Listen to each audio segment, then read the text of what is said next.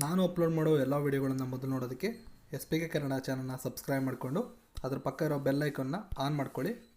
ಇದರಿಂದ ನಾನು ಯಾವುದೇ ವೀಡಿಯೋ ಅಪ್ಲೋಡ್ ಮಾಡೋದಾದ ನೋಟಿಫಿಕೇಷನ್ಗೆ ಸಿಗುತ್ತೆ. 2019 ಫೆಬ್ರವರಿ ತಿಂಗಳಲ್ಲಿ ನಡೆದಂತಹ ಪ್ರಮುಖ 60 ಪ್ರಚಲಿತ ವಿದ್ಯಮಾನಗಳ ತಿಂಗಳ ಸರಣಿಯನ್ನು ನಾವು ನೋಡ್ತಾ ಇದ್ದೀವಿ. ಇದು ಮುಂಬರುವ KS, FD, STA, PSI, PCRB ಮುಂತಾದ ಎಲ್ಲ ಪರೀಕ್ಷೆಗಳು ಕೂಡ ಅನುಕೂಲ ಆಗುತ್ತೆ. ಹಾಗಾಗಿ ವಿಡಿಯೋವನ್ನು ಸ್ಕಿಪ್ ಮಾಡದೆ ಕೊನೆ ತನಕ ನೋಡ್ತಾ ಇರಿ.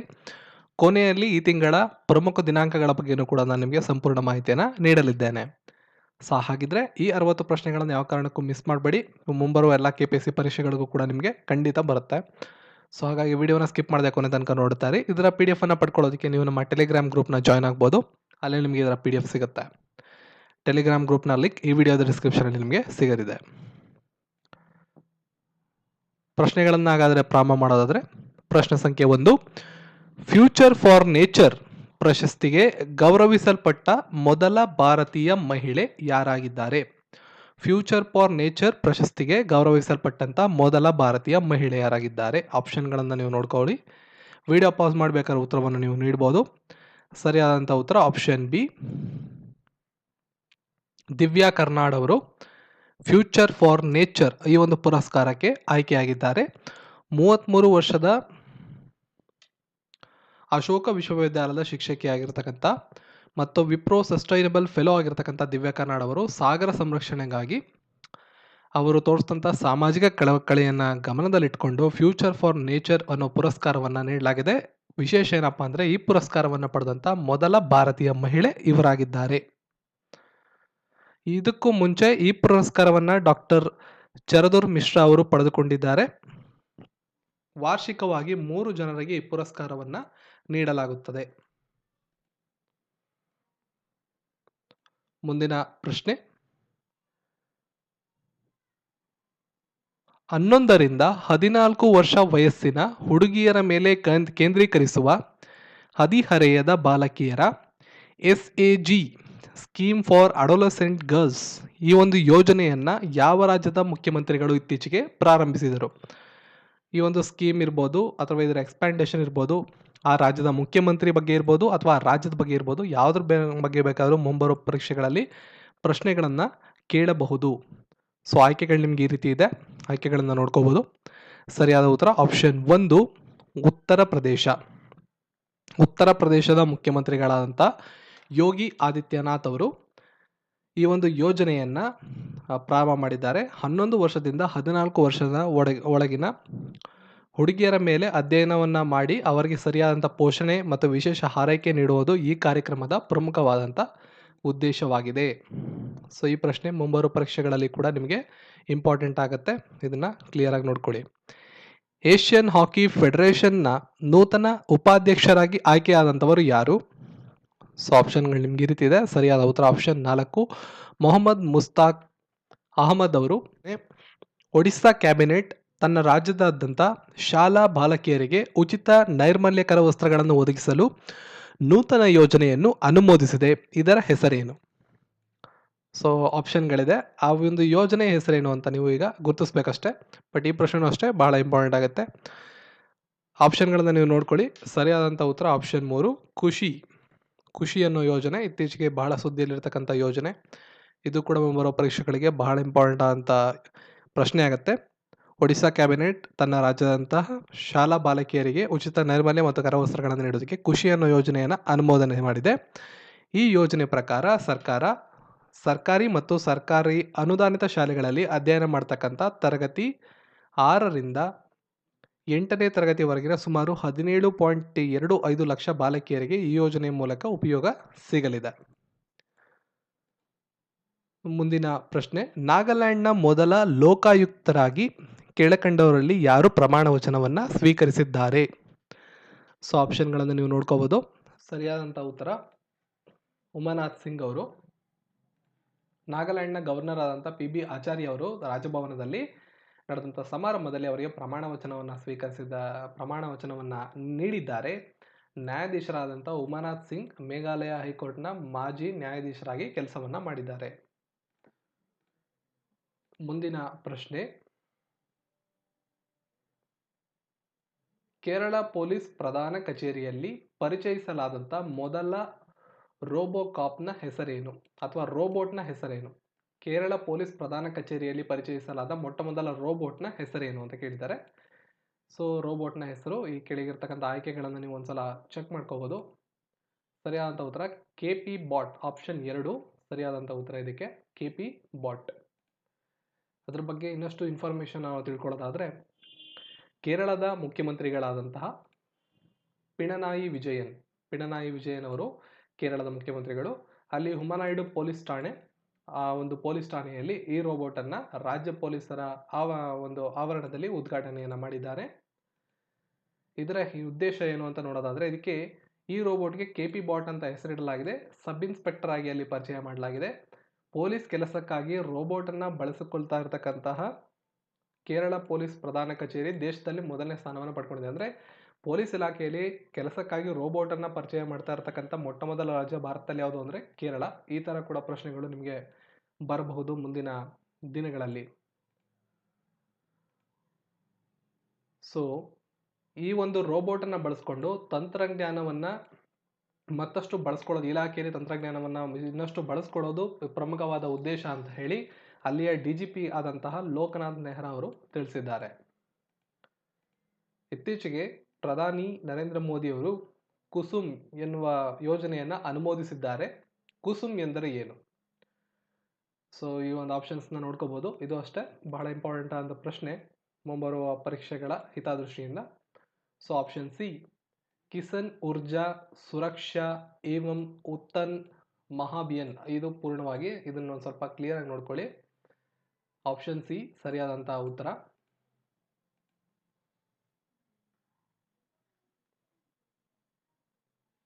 ಈ ಒಂದು ಯೋಜನೆಗೆ ಕೇಂದ್ರ ಸರ್ಕಾರ 34,000 ಕೋಟಿ ರೂಪಾಯಿಗಳನ್ನ ಮೀಸಲಿಟ್ಟಿದೆ.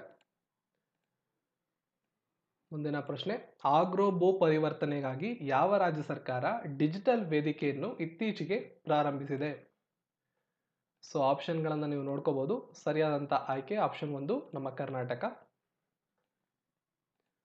ಏನಿದು ಇದರ ಬಗ್ಗೆ ಇನ್ನೊಂದಿಷ್ಟು ಮಾಹಿತಿಯನ್ನು ನಾವು ತಿಳ್ಕೊಳ್ಳೋದಾದ್ರೆ, ಭೂ ದಾಖಲೆಗಳ ತ್ವರಿತ ಪ್ರಕ್ರಿಯೆಗಾಗಿ ಕರ್ನಾಟಕ ಸರ್ಕಾರ ಒಂದು ಡಿಜಿಟಲ್ ವೇದಿಕೆಯನ್ನು ಪ್ರಾರಂಭ ಮಾಡಿದೆ. ಕರ್ನಾಟಕದ ಭೂಮಿ ಸಚಿವರಾದಂಥ RV ದೇಶಪಾಂಡೆ ಅವರು ಬುಧವಾರ ಅಧಿಕೃತವಾಗಿ ಕೃಷಿ ಭೂಮಿ ಜಗಳ ಮುಕ್ತ ಪ್ರಕ್ರಿಯೆಗಾಗಿ ಒಂದು ವಿಂಡೋ ಸೇವೆಯನ್ನ ಪ್ರಾರಂಭ ಮಾಡಿದ್ದಾರೆ. landrecords.karnataka.gov.in ಅನ್ನೋ ಒಂದು ಪೋರ್ಟಲ್ ಅನ್ನ ಪ್ರಾರಂಭ ಮಾಡಿದ್ದಾರೆ. ಯೋಗ್ಯ ಯುವಕರಿಗೆ ನಿರುದ್ಯೋಗ ಭತ್ಯೆ ನೀಡಲು ಪ್ರತಿ ತಿಂಗಳು 3,000 ರೂಪಾಯಿಗಳನ್ನು ನೀಡುತ್ತಿರುವ ಮುಖ್ಯಮಂತ್ರಿಗಳು ಯಾರು ಅಥವಾ ಯಾವ ರಾಜ್ಯದ ಮುಖ್ಯಮಂತ್ರಿಗಳು ಯೋಗ್ಯ ಯುವಕರಿಗೆ ನಿರುದ್ಯೋಗ ಭತ್ಯೆ 3,000 ರೂಪಾಯಿಗಳನ್ನು ನೀಡ್ತಿದ್ದಾರೆ? ಈ ರೀತಿಯಾಗಿ ಪ್ರಶ್ನೆಗಳು ನಿಮ್ಗೆ ಬರ್ಬೋದು. ಸೊ ರಾಜ್ಯನಾರು ಕೇಳ್ಬೋದು ಅಥವಾ ಅಲ್ಲಿಯ ಮುಖ್ಯಮಂತ್ರಿಗಳನ್ನಾರು ಕೇಳ್ಬೋದು ಅಥವಾ ಎಷ್ಟು ಹಣ ಅಂತನಾದ್ರು ಕೇಳ್ಬೋದು. ಸರಿಯಾದಂಥ ಉತ್ತರ ಆಪ್ಷನ್ 1 ಚಂದ್ರಶೇಖರ್ ರಾವ್. ತೆಲಂಗಾಣದ ಮುಖ್ಯಮಂತ್ರಿಗಳು ಚಂದ್ರಶೇಖರ್ ರಾವ್ ಅವರು ಈ ಒಂದು ಯೋಜನೆಯನ್ನ ಜಾರಿಗೆ ತಂದಿದ್ದಾರೆ. ಯೋಜನೆ 2019-20 ಒಂದು ಬಜೆಟ್ ಮಂಡಿಸಿದ್ರಲ್ಲ, ಆ ಒಂದು ಬಜೆಟ್ ಅಲ್ಲಿ ಯೋಜನೆಯನ್ನು ಅವರು ಜಾರಿಗೆ ತಂದಿದ್ದಾರೆ. ಮೆಲ್ಬೋರ್ನ್ ಕ್ರಿಕೆಟ್ ಮೈದಾನದಲ್ಲಿ ಹೊಸ ಗಿನ್ನಿಸ್ ವಿಶ್ವ ದಾಖಲೆಯನ್ನು, ಕ್ರಿಕೆಟ್ ಚೆಂಡಿನ ಅತ್ಯುತ್ತಮ ಕ್ಯಾಚ್ ಎಂಬ ವಿಶ್ವ ದಾಖಲೆಯನ್ನು ಬರೆದ ಆಸ್ಟ್ರೇಲಿಯಾದ ಆಟಗಾರನ ಹೆಸರೇನು? ಸೊ ಆಪ್ಷನ್ಗಳನ್ನು ನೋಡ್ಕೊಳ್ಳಿ. ಸರಿಯಾದ ಉತ್ತರ ಅಲಿಸಾ ಹಿಲಿ, ಆಪ್ಷನ್ 4. ಇದ್ರ ಬಗ್ಗೆ ಇನ್ನಷ್ಟು ಇನ್ಫಾರ್ಮೇಶನ್ಗಳನ್ನು ನೀವು ಕಲೆಕ್ಟ್ ಮಾಡ್ಕೋಬಹುದು. ಕೋಬ್ರಾ ಗೋಲ್ಡ್ ಮಿಲಿಟರಿ ವ್ಯಾಯಾಮ ಥೈಲ್ಯಾಂಡ್ ಮತ್ತು ಈ ಕೆಳಗಿನ ಯಾವ ರಾಷ್ಟ್ರದ ಜೊತೆ ನಡೆದಿದೆ? ನೋಡಿ, ಕೋಬ್ರಾ ಗೋಲ್ಡ್ ಮಿಲಿಟರಿ ವ್ಯಾಯಾಮ ಇದು ಕೂಡ ಇಂಪಾರ್ಟೆಂಟ್. ಥೈಲ್ಯಾಂಡ್ ಒಂದು ರಾಷ್ಟ್ರ, ಇನ್ನೊಂದು ರಾಷ್ಟ್ರ ಯಾವುದು? ಈ ಒಂದು ಮಿಲಿಟರಿ ವ್ಯಾಯಾಮ ಎಕ್ಸಸೈಸ್ ಯಾವ ಒಂದು ರಾಷ್ಟ್ರ ಜೊತೆ ನಡೀತು ಅಂತ ಪ್ರಶ್ನೆ. ಸರಿಯಾದಂಥ ಉತ್ತರ ಆಪ್ಷನ್ ಬಿ, ಥೈಲ್ಯಾಂಡ್ ಮತ್ತು ಅಮೆರಿಕ ಸಂಯುಕ್ತ ಸಂಸ್ಥಾನ ವಾರ್ಷಿಕವಾಗಿ ಕೋಬ್ರಾ ಗೋಲ್ಡ್ ಮಿಲಿಟರಿ ವ್ಯಾಯಾಮಗಳನ್ನು ನಡೆಸ್ಕೊಳ್ತವೆ. ಇದ್ರ ಬಗ್ಗೆ ಇನ್ನಷ್ಟು ಮಾಹಿತಿನ ನೀವು ಕಲೆ ಹಾಕ್ಬೋದು. ಇತ್ತೀಚೆಗೆ ದೂರದ ಪ್ರದೇಶಗಳಿಗೆ ಯಾವ ರಾಜ್ಯ ಸರ್ಕಾರ ಬೋಟ್ ಆಂಬ್ಯುಲೆನ್ಸ್ ಸೇವೆಯನ್ನ ಪ್ರಾರಂಭ ಮಾಡಿದೆ? ನೋಡಿ, ಈ ಒಂದು ಪ್ರಶ್ನೆ ಕೂಡ ಬಹಳ ಇಂಪಾರ್ಟೆಂಟು. ಯಾವ ರಾಜ್ಯ ಸರ್ಕಾರ ಬೋಟ್ ಆಂಬ್ಯುಲೆನ್ಸ್ ಸೇವೆಯನ್ನ ಪ್ರಾರಂಭ ಮಾಡಿದೆ? ಸೊ ಗೋವಾ, ಕೇರಳ, ರಾಜಸ್ಥಾನ್ ಹಾಗೂ ಒಡಿಸ್ಸಾ. ಸರಿಯಾದ ಉತ್ತರ ಆಪ್ಷನ್ 4 ಒಡಿಸ್ಸಾ ರಾಜ್ಯ ಸರ್ಕಾರ ಈ ಒಂದು ಸೇವೆಯನ್ನ ಪ್ರಾರಂಭ ಮಾಡಿದೆ. ಏನಿದ್ರ ಉದ್ದೇಶ ಅಂತ ಒಂದ್ಸತಿ ನಾವು ನೋಡೋಣ. ಒಡಿಶಾ ಸರ್ಕಾರ ದೂರದ ಪ್ರದೇಶಗಳಿಗೆ ಬೋಟ್ ಆಂಬ್ಯುಲೆನ್ಸ್ ಸೇವೆಯನ್ನು ಪ್ರಾರಂಭ ಮಾಡಿದೆ. ಈ ಒಂದು ಯೋಜನೆಗೆ 5.400 ಕೋಟಿ ರೂಪಾಯಿ ಮೀಸಲಿಡಲಾಗಿದೆ. 6 ದೋಣಿ ಆಂಬ್ಯುಲೆನ್ಸ್ಗಳನ್ನು ಮತ್ತು 60 ಜೆಟ್ಟಿಗಳನ್ನು ಈ ಒಂದು ಯೋಜನೆಗೆ ಬಳಸ್ಕೊಳ್ಳಲಾಗ್ತಾ ಇದೆ. ಈ ಒಂದು ಹೊಸ ಸೌಲಭ್ಯದಿಂದ ದೂರದ ಪ್ರದೇಶಗಳಲ್ಲಿ ವಾಸಿಸ್ತಕ್ಕಂಥ ನಿವಾಸಿಗಳಿಗೆ ನದಿ ದಾಟೋದಕ್ಕೆ ಯಾವುದೇ ರೀತಿ ತೊಂದರೆ ಆಗೋದಿಲ್ಲ ಮತ್ತು ಅತ್ಯಂತ ಎಮರ್ಜೆನ್ಸಿ ಸಂದರ್ಭಗಳಲ್ಲೂ ಕೂಡ ಈ ಒಂದು ಯೋಜನೆ ಸದ್ಬಳಕೆಯನ್ನು ಮಾಡ್ಕೋಬಹುದು. ಮಹಿಳಾ ಸಬಲೀಕರಣಕ್ಕಾಗಿ FICCI CSR ಪ್ರಶಸ್ತಿಯನ್ನು ಯಾರು ಗೆದ್ದಿದ್ದಾರೆ? ಸೊ ಆಪ್ಷನ್ 4 ಸರಿಯಾದಂಥ ಉತ್ತರ Jindal steel and power limited company ಈ ಒಂದು ಪುರಸ್ಕಾರವನ್ನು ಹೊಸ ಮತ್ತು ಹೆಚ್ಚು ಪರಿಣಾಮಕಾರಿಯಾಗಿ ಮಹಿಳಾ ಸಬಲೀಕರಣ ಕಾರ್ಯಕ್ರಮಗಳಲ್ಲಿ ತನ್ನನ್ನು ತೊಡಗಿಸ್ಕೊಂಡಿರೋದ್ರಿಂದ ಆ ಥರ ಯೋಜನೆಗಳನ್ನ ತಂದಿರೋದ್ರಿಂದ ಈ ಒಂದು ಕಂಪನಿಗೆ ಈ ಪುರಸ್ಕಾರ ಈ ಸಲ ದಕ್ಕಿದೆ. ಯಾವ ಚಲನಚಿತ್ರ ಆಸ್ಕರ್ 2019ರಲ್ಲಿ ಅತ್ಯುತ್ತಮ ವಿದೇಶಿ ಚಲನಚಿತ್ರ ಎಂಬ ಪುರಸ್ಕಾರವನ್ನು ಪಡೆದಿದೆ? ಆಸ್ಕರ್ ಬಗ್ಗೆ ನನ್ನ ವೀಡಿಯೋಸ್ಗಳಲ್ಲಿ ನಿಮಗೆ ಆಲ್ರೆಡಿ ಮಾಹಿತಿ ಕೊಟ್ಟಿದ್ದೀನಿ. ಇದರ ಸಂಪೂರ್ಣ ಡೀಟೇಲ್ಸನ್ನು ನಾನು ಟೆಲಿಗ್ರಾಮಲ್ಲೂ ಕೂಡ ಹಾಕಿದ್ದೀನಿ, ನೀವು ಹೋಗಿ ಒಂದ್ಸಲ ಚೆಕ್ ಮಾಡ್ಬೋದು. ಸಂಪೂರ್ಣ ಆಸ್ಕರ್ನ ಎಲ್ಲ ವಿವರಗಳು ನಿಮಗೆ ಇಂಪಾರ್ಟೆಂಟ್ ಆಗುತ್ತೆ. 2019ರ ಆಸ್ಕರ್ ಪುರಸ್ಕಾರವನ್ನು ಗೆದ್ದ ಚಿತ್ರ ಯಾವುದು, ವಿದೇಶಿ ಚಿತ್ರ ಯಾವುದು, ಅತ್ಯುತ್ತಮ ನಟ, ಅತ್ಯುತ್ತಮ ನಟಿ, ಸಹನಟ, ಸಹನಟಿ, ನಿರ್ದೇಶನ ಮತ್ತು ಭಾರತದಿಂದ ಒಂದು ಡಾಕ್ಯುಮೆಂಟ್ರಿ ಚಿತ್ರ ಕೂಡ ಪ್ರಶಸ್ತಿಯನ್ನು ಗೆದ್ದಿದೆ. ಇದ್ರ ಬಗ್ಗೆ ಎಲ್ಲ ನಿಮಗೆ ಖಂಡಿತವಾಗ್ಲೂ ಮುಂಬರುವ ಪರೀಕ್ಷೆಗಳಲ್ಲಿ ಪ್ರಶ್ನೆನ ಕೇಳಲಾಗುತ್ತೆ. ಹಾಗಾಗಿ ನನ್ನ ರೀಸೆಂಟ್ ಕರೆಂಟ್ ಅಫೇರ್ ವೀಡಿಯೋಸ್ನ ನೀವು ಚೆಕ್ ಮಾಡಿ, ಫೆಬ್ರವರಿ 27-28ರದು, ಅದರಲ್ಲಿ ನಿಮ್ಗೆ ಇದರ ಡೀಟೇಲ್ಸ್ ಸಿಗುತ್ತೆ. ಸೊ ಇಲ್ಲಿ ಕೇಳಿರ್ತಕ್ಕಂಥ ಪ್ರಶ್ನೆ ಅತ್ಯುತ್ತಮ ವಿದೇಶಿ ಚಿತ್ರವಾಗಿ ಆಯ್ಕೆಯಾದಂಥ ಚಿತ್ರ ಆಪ್ಷನ್ 3 ರೋಮಾ, ಒಂದು ಮೆಕ್ಸಿಕೋದ ಚಿತ್ರ. ಇದು ಅತ್ಯುತ್ತಮ ವಿದೇಶಿ ಭಾಷೆಯ ಚಿತ್ರ ಅನ್ನೋ ಕ್ಯಾಟಗರಿಯಲ್ಲಿ ಸೆಲೆಕ್ಟ್ ಆಗಿದೆ 2019ರ ಆಸ್ಕರ್ ಪುರಸ್ಕಾರ ಅಥವಾ ಅಕಾಡೆಮಿ ಪುರಸ್ಕಾರದಲ್ಲಿ. ಮುಂದಿನ ಪ್ರಶ್ನೆಯನ್ನು ನಾವು ನೋಡೋದಾದರೆ, ಅಬುಧಾಬಿಯಲ್ಲಿ ಮೊದಲ ಬಾರಿಗೆ OICಗೆ ಭೇಟಿ ನೀಡುವ ದೇಶ ಅಥವಾ ನೀಡಿದ ದೇಶ ಅಂತ ನಾವೀಗ ಹೇಳ್ಬೋದು, ಆಲ್ರೆಡಿ ಹೋಗಿರೋದ್ರಿಂದ.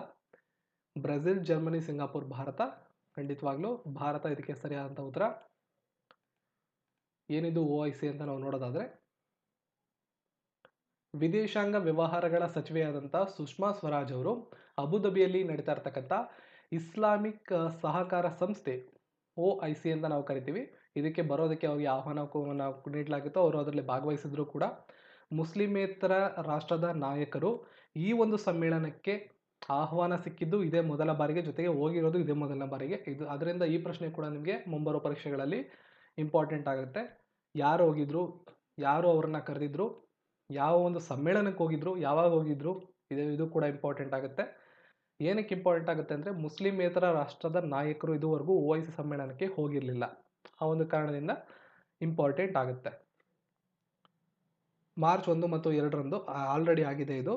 ಇದ್ರ ಬಗ್ಗೆ ಕೂಡ ನೀವು ಡೀಟೇಲ್ಸನ್ನು ಕಲೆಕ್ಟ್ ಮಾಡ್ಕೋಬೋದು.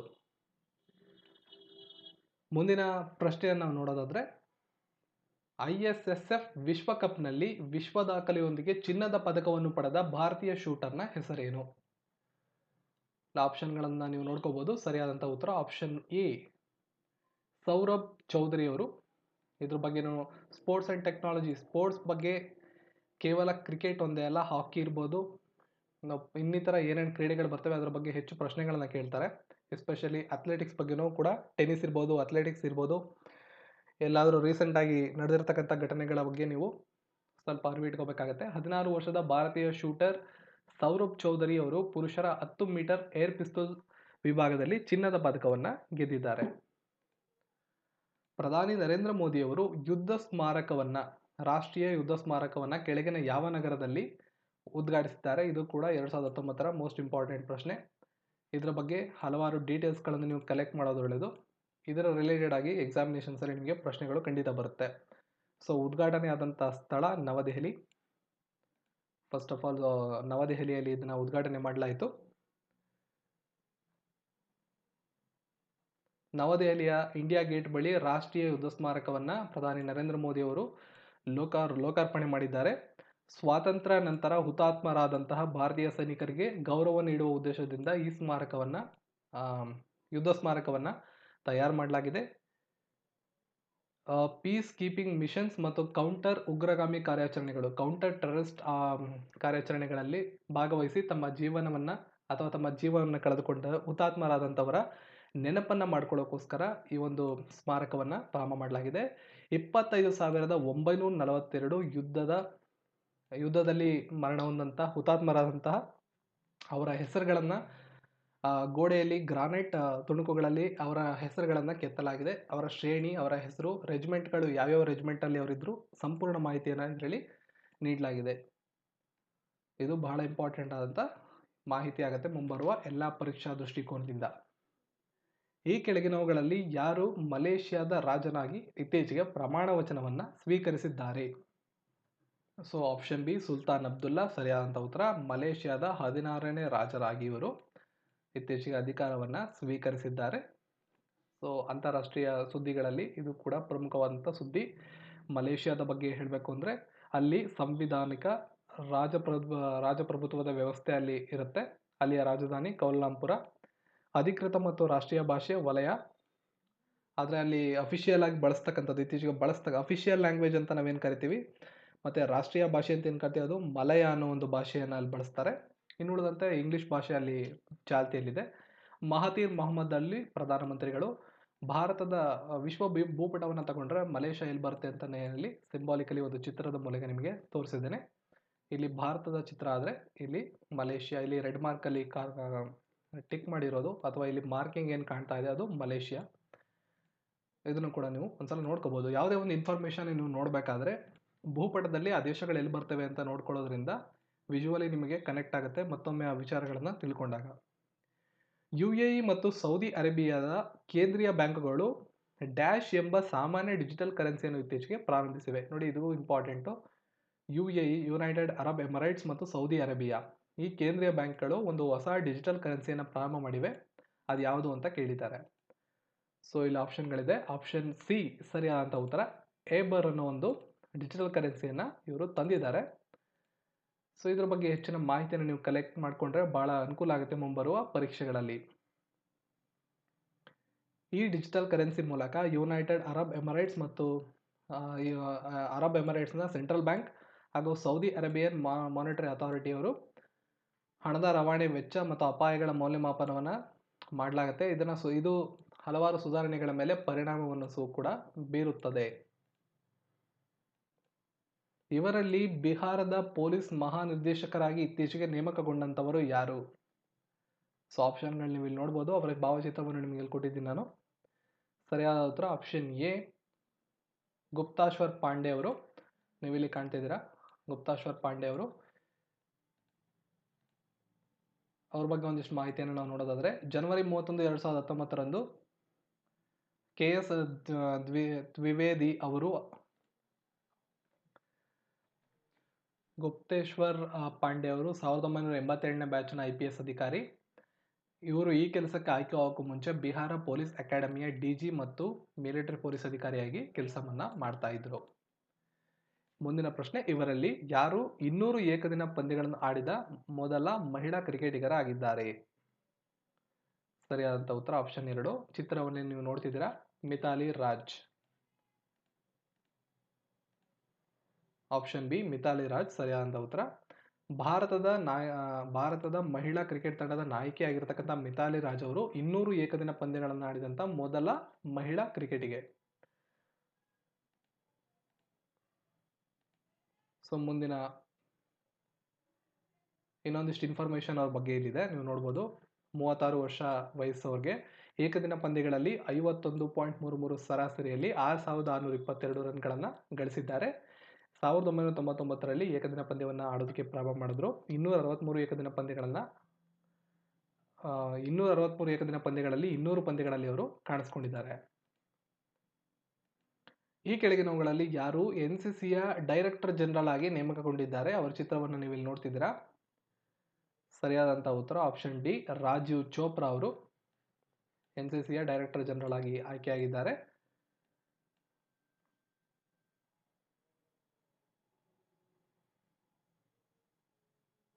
ಡಿಸೆಂಬರ್ 1980ರಲ್ಲಿ ಮದ್ರಾಸ್ ರೆಜಿಮೆಂಟ್ನಲ್ಲಿ ನೇಮಕಗೊಂಡಂಥ ಲೆಫ್ಟಿನೆಂಟ್ ಜನರಲ್ ಚೋಪ್ರಾ ಅವರು ಖಡಕ್ವಾಸ್ಲಾ, ಡೆಹ್ರಾಡೂನ್ ಇಂಡಿಯನ್ ಮಿಲಿಟರಿ ಅಕಾಡೆಮಿಯಲ್ಲಿ ರಾಷ್ಟ್ರೀಯ ರಕ್ಷಣಾ ಅಕಾಡೆಮಿಯ ಒಬ್ಬ ವಿದ್ಯಾರ್ಥಿಯಾಗಿದ್ದರು.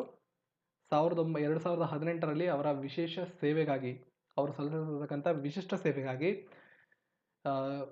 ವಿಶಿಷ್ಟ ಸೇವಾ ಅನ್ನೋ ಒಂದು ಪದಕ ಅವರಿಗೆ ಸಿಕ್ಕಿದೆ. ಪ್ರಧಾನಮಂತ್ರಿ ಶ್ರಮಯೋಗಿ ಮನ್ಧನ್ ಅಡಿಯಲ್ಲಿ ಸರ್ಕಾರ ಎಷ್ಟು ಮಾಸಿಕ ಪಿಂಚಣಿಯನ್ನು ನೀಡಬೇಕು? ಇದು ಒಂದು ಯೋಜನೆ. ಸರಿಯಾದಂಥ ಉತ್ತರ ಆಪ್ಷನ್ 4, 3,000 ರೂಪಾಯಿಗಳು. ಪ್ರಧಾನಮಂತ್ರಿ ಶ್ರಮಯೋಗಿ ಮನ್ಧನ್ ಎನ್ನುವುದು ಅಸಂಘಟಿತ ವಲಯದಲ್ಲಿ ಕನಿಷ್ಠ 18ರಿಂದ ಗರಿಷ್ಠ 40 ವರ್ಷದ ಒಳಗಿನ ಬಡ ಕಾರ್ಮಿಕರಿಗೆ ಭಾರತ ಸರ್ಕಾರ ನೀಡಿರತಕ್ಕಂಥ ಈ ಹೊಸ ಯೋಜನೆ ಆಗಿದೆ. ಈ ಯೋಜನೆ ಅಡಿಯಲ್ಲಿ 60 ವರ್ಷಕ್ಕಿಂತ ಮೇಲ್ಪಟ್ಟ ಅಸಂಘಟಿತ ವಲಯದ ಕಾರ್ಮಿಕರಿಗೆ ಮಾಸಿಕವಾಗಿ 3,000 ರೂಪಾಯಿಗಳ ಪಿಂಚಣಿಯನ್ನು ನೀಡಲಾಗುತ್ತದೆ. ಆ ಒಂದು ಪಿಂಚಣಿ ಕಾರ್ಯಕ್ರಮಕ್ಕೆ ಅವರು ಸೇರ್ಕೋಬೇಕಾಗತ್ತೆ.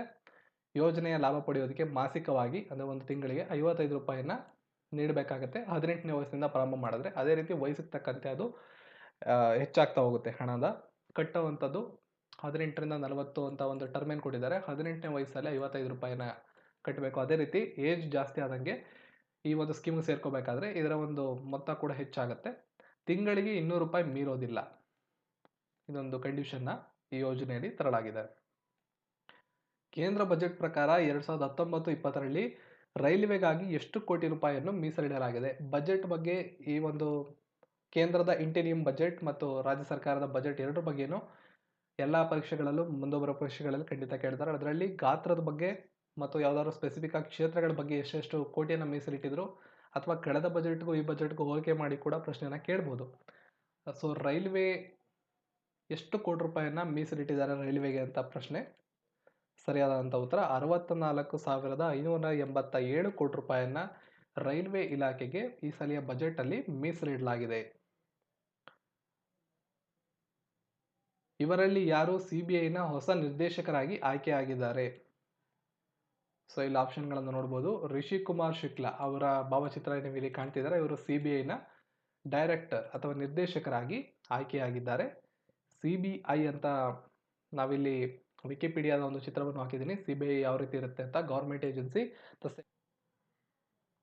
ಮಧ್ಯಪ್ರದೇಶ ಕೇಡರ್ನ ರಿಷಿ ಕುಮಾರ್ ಶುಕ್ಲಾ ಅವರು 1983ನೇ ಬ್ಯಾಚ್ನ IPS ಅಧಿಕಾರಿಯಾಗಿದ್ದಾರೆ. ನೂತನವಾಗಿ ಇವರು ನಿರ್ದೇಶಕರಾಗಿ ಆಯ್ಕೆ ಮಾಡಲಾಗಿದೆ. 2 ವರ್ಷಗಳ ಕಾಲ ಅವರು ಈ ಒಂದು ಪೋಸ್ಟ್ನಲ್ಲಿ ಇರ್ತಾರೆ. ಇದಕ್ಕೂ ಮುಂಚೆ ಅವರು ಮಧ್ಯಪ್ರದೇಶದ DGP ಆಗಿ ಸೇವೆಯನ್ನು ಸಲ್ಲಿಸ್ತಾ ಇದ್ರು. ಕೇಂದ್ರೀಯ ತನಿಖಾ ದಳವು CBI ಅಂದರೆ ನಾವು ಕನ್ನಡದಲ್ಲಿ ಕೇಂದ್ರೀಯ ತನಿಖಾ ದಳ ಅಂತ ಕರಿತೀವಿ. ಭಾರತದ ಪ್ರಧಾನ ತನಿಖಾ ಸಂಸ್ಥೆ ಆಗಿರ್ತದೆ. ಸಿಬ್ಬಂದಿ, ಸಾರ್ವಜನಿಕ ಕುಂದುಕೊರತೆಗಳು ಮತ್ತು ಪಿಂಚಣಿಗಳ ಸಚಿವಾಲಯದ ಅಧಿಕಾರ ವ್ಯಾಪ್ತಿಯಲ್ಲಿ ಇದು ಬರುತ್ತೆ. ಅಂದರೆ ministry of personnel public grievances and pensions ಅಂತ ಕರಿತೀವಿ. ಈ ಒಂದು ಮಿನಿಸ್ಟ್ರಿ ಅಂಡರಲ್ಲಿ CBI ಕೆಲಸ ಮಾಡುತ್ತೆ. 2019ರ ಅರ್ಧ ಕುಂಭಮೇಳವನ್ನು ಈ ಕೆಳಗಿನ ಯಾವ ಪಟ್ಟಣದಲ್ಲಿ ಆಯೋಜಿಸಲಾಗಿತ್ತು? ಸೊ ಕುಂಭಮೇಳದ ಬಗ್ಗೆ ನಾವಿಲ್ಲಿ ಪ್ರಶ್ನೆ ಮಾಡ್ತಿದ್ದೀವಿ ಅಂದರೆ ಕುಂಭಮೇಳದ ಬಗ್ಗೆ ಪೂರ್ಣ ಮಾಹಿತಿನ ನೀವು ತಗೋಬೇಕಾಗತ್ತೆ. ಅರ್ಧ ಕುಂಭಮೇಳ, ಪೂರ್ಣ ಕುಂಭಮೇಳ ಯಾವಾಗ ನಡೀತದೆ, ಅದರ ಹಿನ್ನೆಲೆ ಸಂಪೂರ್ಣ ಮಾಹಿತಿನ ನೀವು ಕಲೆಕ್ಟ್ ಮಾಡ್ಕೋಬೇಕಾಗತ್ತೆ. ಸೊ ಅರ್ಧ ಕುಂಭಮೇಳ 2019ರಲ್ಲಿ ಪ್ರಯಾಗ್ರಾಜಲ್ಲಿ ನಡೆದಿದೆ. ಇದರ ಹಿನ್ನೆಲೆಯನ್ನು ಕೂಡ ನೀವು ಒಂದ್ಸಲ ಚೆಕ್ ಮಾಡ್ಕೊಳ್ಳಿ. ಪ್ರಯಾಗ್ರಾಜ್ ಹೆಸರಿನ ಇವುಗಳಲ್ಲಿ ಯಾವುದನ್ನು ಪಂಜಾಬ್ ರಾಜ್ಯದ ಜಲವಾಸಿ ಪ್ರಾಣಿ ಎಂದು ಘೋಷಣೆ ಮಾಡಲಾಗಿದೆ? ನೋಡಿ, ಇಂಪಾರ್ಟೆಂಟ್ ಆದಂಥ ಪ್ರಶ್ನೆ. ಪಂಜಾಬ್ ತನ್ನ ರಾಜ್ಯದ ಜಲಪ್ರಾಣಿ ಅಂತ ಘೋಷಣೆ ಮಾಡ್ಕೊಂಡಿರೋದು ಯಾವುದು ಅಂತ ಕೇಳಿದ್ದಾರೆ. ಸರಿಯಾದ ಉತ್ತರ ಇಂಡಸ್ ನದಿಯ ಡಾಲ್ಫಿನ್. ಆಪ್ಷನ್ 2. ಪಂಜಾಬ್ನ ಮುಖ್ಯಮಂತ್ರಿಗಳ್ಯಾರು? ಅಮರಿಂದರ್ ಸಿಂಗ್ ಅವರು ತಮ್ಮ ರಾಜ್ಯದ ಜಲಚರ ಪ್ರಾಣಿಯಾಗಿ ಬಿಯಾಸ್ ನದಿಯಲ್ಲಿ ಕಂಡು ಬರುವಂತಹ ಅಳಿವಿನ ಅಂಚಿನಲ್ಲಿರ್ತಕ್ಕಂಥ ಸಿಂಧೂ ನದಿಯ ಡಾಲ್ಫಿನ್ ಅನ್ನ ರಾಜ್ಯ ನದಿಯಾಗಿ ಘೋಷಣೆ ಮಾಡ್ಕೊಂಡಿದ್ದಾರೆ. ಸೊ ಇದು ಕೂಡ ಇಂಪಾರ್ಟೆಂಟ್ ಆದ ಪ್ರಶ್ನೆ. ಅಂತಾರಾಷ್ಟ್ರೀಯ ಮಾತೃಭಾಷಾ ದಿನವನ್ನು ಎಂದು ಆಚರಿಸಲಾಗುತ್ತದೆ? ಅಂತಾರಾಷ್ಟ್ರೀಯ ಮಾತೃಭಾಷಾ ದಿನವನ್ನು ಎಂದು ಆಚರಿಸಲಾಗುತ್ತದೆ? ಆಪ್ಷನ್ ಬಿ ಸರಿಯಾದಂಥ ಉತ್ತರ ಈ ಪ್ರಶ್ನೆಗೆ. ಫೆಬ್ರವರಿ 21ರಂದು ಅಂತಾರಾಷ್ಟ್ರೀಯ ಮಾತೃಭಾಷಾ ದಿನವನ್ನು ಆಚರಣೆ ಮಾಡಲಾಗುತ್ತೆ. ಇದರ ಬಗ್ಗೆ ನಾನು ಸಂಪೂರ್ಣ ಮಾಹಿತಿಯನ್ನು ಇಲ್ಲಿ ನೀಡಿದ್ದೇನೆ ಆಲ್ರೆಡಿ, ಒಂದ್ಸಲ ಚೆಕ್ ಮಾಡ್ಕೊಬೇಡಿ. ಭಾಷಾವಾರು ಮತ್ತು ಸಾಂಸ್ಕೃತಿಕ ವೈವಿಧ್ಯತೆ ಹಾಗೂ ಬಹುಭಾಷಾವಾದವನ್ನು ಉತ್ತೇಜಿಸಲು ಫೆಬ್ರವರಿ 2000ರಿಂದ ಅಂತಾರಾಷ್ಟ್ರೀಯ ಮಾತೃಭಾಷಾ ದಿನವನ್ನು ಪ್ರತಿ ವರ್ಷ ಫೆಬ್ರವರಿ 21ರಂದು ಆಚರಣೆ ಮಾಡಲಾಗುತ್ತೆ. ಪ್ರತಿ ವರ್ಷ ಒಂದೊಂದು ಥೀಮ್ ಇರುತ್ತೆ. ಅದೇ ರೀತಿ ಈ ಸಲ ಒಂದು ಥೀಮ್ ಇದೆ, ಸ್ಥಳೀಯ ಭಾಷೆಗಳ ಅಭಿವೃದ್ಧಿ, ಶಾಂತಿ ಕಟ್ಟಡ ಮತ್ತು ಸಾಮರಸ್ಯಕ್ಕಾಗಿ ವಿಷಯ. ಅದರ ಇಂಗ್ಲಿಷ್ ಥೀಮ್ ಕೂಡ ನಾನು ಇಲ್ಲಿ ಕೊಟ್ಟಿದ್ದೀನಿ, ಒಂದ್ಸಲ ಓದ್ಕೊಳ್ಳಿ ಇದನ್ನು. ವಿಶ್ವದ ಸಾಮಾಜಿಕ ನ್ಯಾಯದ ದಿನವನ್ನು ಪ್ರಪಂಚದಾದ್ಯಂತ 20 ಫೆಬ್ರವರಿ ಎಂದು ಆಚರಿಸಲಾಗುತ್ತದೆ. ಈ ವರ್ಷದ ಧ್ಯೇಯವಾಕ್ಯವೇನು? ಸೊ ಆಪ್ಷನ್ಗಳನ್ನು ನೀವು ನೋಡ್ಕೋಬಹುದು. ಸರಿಯಾದಂಥ ಉತ್ತರ ಇದಕ್ಕೆ ಆಪ್ಷನ್ ಸಿ. ಇದ್ರ ಬಗ್ಗೆ ಕೊನೆಯಲ್ಲಿ ನಾನು ಕಂಪ್ಲೀಟ್ ಆಗಿ ಹೇಳ್ತೇನೆ. If you want peace and development, work for social justice ಅನ್ನೋದು ಈ ವರ್ಷದ ಥೀಮ್ ಆಗಿತ್ತು. ಮಕ್ಕಳು ಅಥವಾ ರೈತರ ಮಕ್ಕಳಿಗೆ ಕಲಿಯಾ ಛಾತ್ರ ಭೃತಿ ಅನ್ನುವ ವಿದ್ಯಾರ್ಥಿ ವೇತನ ಯೋಜನೆಯನ್ನ ಪರಿಚಯಿಸಿದಂತ ರಾಜ್ಯ ಸರ್ಕಾರ ಕೆಳಗಿನವುಗಳಲ್ಲಿ ಯಾವುದಾಗಿದೆ? ಸೊ ಇಲ್ಲಿ ಆಪ್ಷನ್ ಆಂಧ್ರ, ಉತ್ತರ ಪ್ರದೇಶ್, ಒಡಿಶಾ, ತಮಿಳುನಾಡು. ಸರಿಯಾದ ಉತ್ತರ ಆಪ್ಷನ್ ಸಿ, ಒಡಿಶಾ ರಾಜ್ಯ ಸರ್ಕಾರ ಈ ಒಂದು ಯೋಜನೆಯನ್ನ ಜಾರಿಗೆ ತಂದಿದ್ದಾರೆ. ಒಡಿಶಾದ ಭುವನೇಶ್ವರದಲ್ಲಿ, ಒಡಿಶಾದ ರಾಜಧಾನಿ ಭುವನೇಶ್ವರ, ಅಲ್ಲಿಯ ಮುಖ್ಯಮಂತ್ರಿಗಳು ಈಗ ನವೀನ್ ಪಟ್ನಾಯಕ್ ಅವರು. ಇವರು ಕಲಿಯಾ ಯೋಜನೆ ಅಡಿಯಲ್ಲಿ, ಕಲಿಯಾ ಅಂತ ಒಂದು ಯೋಜನೆಯನ್ನು ತಂದಿದ್ದಾರೆ. ಅದರಲ್ಲಿ ಛಾತ್ರ ಭೃತಿ ಅನ್ನೋ ಒಂದು ವಿದ್ಯಾರ್ಥಿ ವೇತನ ಯೋಜನೆಯನ್ನ ಪ್ರಾರಂಭ ಮಾಡಿ ವಿವಿಧ ಹಂತಗಳಲ್ಲಿ ಶಿಕ್ಷಣದಲ್ಲಿ ತೊಡಗಿಕೊಂಡಿರುವಂತಹ ವಿದ್ಯಾರ್ಥಿಗಳಿಗೆ ಎಲ್ಲ ಖರ್ಚುಗಳನ್ನು ರಾಜ್ಯ ಸರ್ಕಾರನೇ ನೀಡೋ ಮೂಲಕ ಮಕ್ಕಳಲ್ಲಿ ತಾಂತ್ರಿಕ ಮತ್ತು ವೃತ್ತಿಪರ ಶಿಕ್ಷಣಕ್ಕೆ ಆರ್ಥಿಕ ನೆರವನ್ನು ನೀಡುವಂಥ ಉದ್ದೇಶ ಈ ಯೋಜನೆಯ ಅಥವಾ ಈ ಒಂದು ವಿದ್ಯಾರ್ಥಿ ವೇತನವನ್ನು ನೀಡುವ ಯೋಜನೆಯ ಹಿಂದಿನ ಉದ್ದೇಶ ಆಗಿರುತ್ತೆ. ಸೊ ಇದು ಕೂಡ ನಿಮಗೆ ಮುಂಬರುವ ಪರೀಕ್ಷೆಗಳಲ್ಲಿ ಬಹಳ ಇಂಪಾರ್ಟೆಂಟ್ ಆಗುತ್ತೆ. ಅಂತಾರಾಷ್ಟ್ರೀಯ ಸೌರ ಒಕ್ಕೂಟಕ್ಕೆ ಸಹಿ ಹಾಕಿದಂಥ 73ನೇ ರಾಷ್ಟ್ರ ಯಾವುದು? ಇಲ್ಲಿ ಉದ್ಭವ ಆಗುವಂಥ ಪ್ರಶ್ನೆ, ನೀವು ಕಲೆಕ್ಟ್ ಮಾಡಬೇಕಾದ ಇನ್ಫಾರ್ಮೇಷನ್ ಸೌರ ಒಕ್ಕೂಟ, ಅಂತಾರಾಷ್ಟ್ರೀಯ ಸೌರ ಒಕ್ಕೂಟ, ಅದರ ಹಿನ್ನೆಲೆ ಏನು ಎಲ್ಲವನ್ನ ತಿಳ್ಕೋಬೇಕು. ಮೊಟ್ಟ ಮೊದಲು ಯಾವ ರಾಷ್ಟ್ರಗಳನ್ನ ಮಾಡಿದ್ವು, ಸಂಪೂರ್ಣ ಮಾಹಿತಿನ ನೀವು ಕಲೆ ಹಾಕಬೇಕಾಗುತ್ತೆ. 73ನೇ ರಾಷ್ಟ್ರ ಯಾವುದು ಅಂತ ಒಂದ್ಸತಿ ನೋಡೋಣ. ಸರಿಯಾದಂಥ ಉತ್ತರ ಈ ಪ್ರಶ್ನೆಗೆ ಆಪ್ಷನ್ 1. 73ನೇ ರಾಷ್ಟ್ರವಾಗಿ ಸಹಿ ಹಾಕ್ತಂಥ ರಾಷ್ಟ್ರ ಸೌದಿ ಅರೇಬಿಯಾ. ಸೊ ಅಂತಾರಾಷ್ಟ್ರೀಯ ಸೌರ ಒಕ್ಕೂಟಕ್ಕೆ ಸಹಿ ಹಾಕಿದಂಥ 73ನೇ ರಾಷ್ಟ್ರ ಸೌದಿ ಅರೇಬಿಯಾ. ಅಂತಾರಾಷ್ಟ್ರೀಯ ಸೌರ ಒಕ್ಕೂಟಕ್ಕೆ ಸಹಿ ಹಾಕುವ ಮೂಲಕ ಸೌದಿ ಅರೇಬಿಯಾ 73ನೇ ರಾಷ್ಟ್ರವಾಗಿದೆ. 2015ರಲ್ಲಿ ಪ್ರಧಾನಿ ನರೇಂದ್ರ ಮೋದಿ ಮತ್ತು ಫ್ರೆಂಚ್ನ ರಾಷ್ಟ್ರಪತಿಗಳಾಗಿದ್ದಂಥ ಆಗಿನ ರಾಷ್ಟ್ರಪತಿಗಳು ಅಂದರೆ ಮಾಜಿ ರಾಷ್ಟ್ರಪತಿಗಳು ಫ್ರಾಂಕೋಯಿಸ್ ಹೊಲಾಂಡೆ ಅವರು ಈ ಒಕ್ಕೂಟವನ್ನು ಪ್ರಾರಂಭ ಮಾಡಿದರು.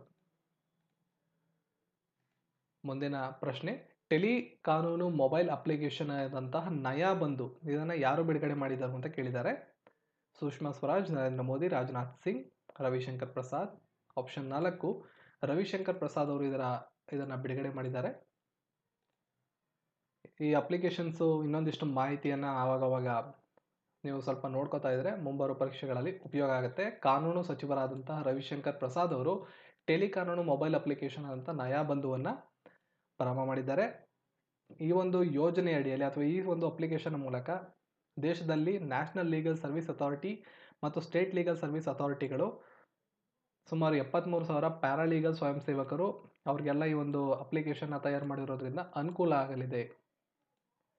ಶಾಲೆಯಲ್ಲಿ ಉತ್ತಮ ಡಿಜಿಟಲ್ ಶಿಕ್ಷಣವನ್ನು ಒದಗಿಸಲು ಆಪರೇಷನ್ ಡಿಜಿಟಲ್ ಬೋರ್ಡ್ ಅನ್ನು ಯಾವ ಸಚಿವಾಲಯ ಪ್ರಾರಂಭ ಮಾಡಿದೆ? ಆಪರೇಷನ್ ಡಿಜಿಟಲ್ ಬೋರ್ಡ್ ಅನ್ನು ಪ್ರಾರಂಭ ಮಾಡಿದಂಥ ಸಚಿವಾಲಯ ಯಾವುದು ಅಂತ ಮುಂಬರುವ ದಿನಗಳಲ್ಲಿ ನಿಮಗೆ ಪರೀಕ್ಷೆಯಲ್ಲಿ ಪ್ರಶ್ನೆ ಕೇಳಬಹುದು. ಸರಿಯಾದಂಥ ಉತ್ತರ ಆಪ್ಷನ್ ಬಿ, ಮಾನವ ಸಂಪನ್ಮೂಲ ಅಭಿವೃದ್ಧಿ ಸಚಿವಾಲಯ, HRD ಅಂತ ನಾವೇನು ಕರಿತೀವಿ, ಮಾನವ ಸಂಪನ್ಮೂಲ ಅಭಿವೃದ್ಧಿ ಸಚಿವಾಲಯ. Operation digital board, operation black board ಮಾರ್ಗದ ಅದೇ ಒಂದು ವಿಧಾನದಲ್ಲಿ ಆಪರೇಷನ್ ಡಿಜಿಟಲ್ ಬೋರ್ಡನ್ನು ತರಲಾಗಿದೆ. ದೇಶಾದ್ಯಂತ ಶಾಲೆಗಳು ಮತ್ತು ಕಾಲೇಜುಗಳಲ್ಲಿ 9 ಲಕ್ಷ ತರಗತಿ ಕೊಠಡಿಗಳಲ್ಲಿ ಇದನ್ನು ಅಳವಡಿಸುವಂಥ ಗುರಿಯನ್ನು ಮುಂದೆ ಅವರು ಹೊಂದಿದ್ದಾರೆ.